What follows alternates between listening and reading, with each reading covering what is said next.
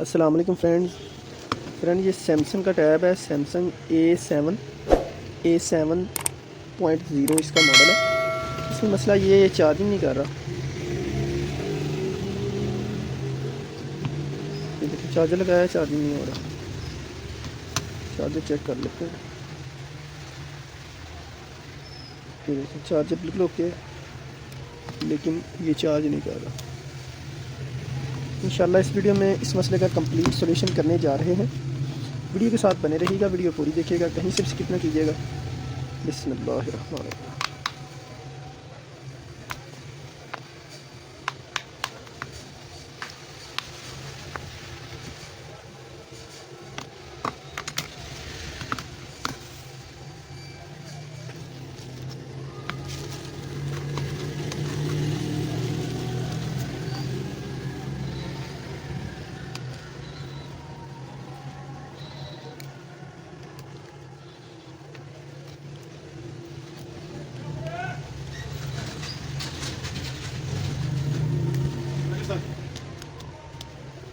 चलता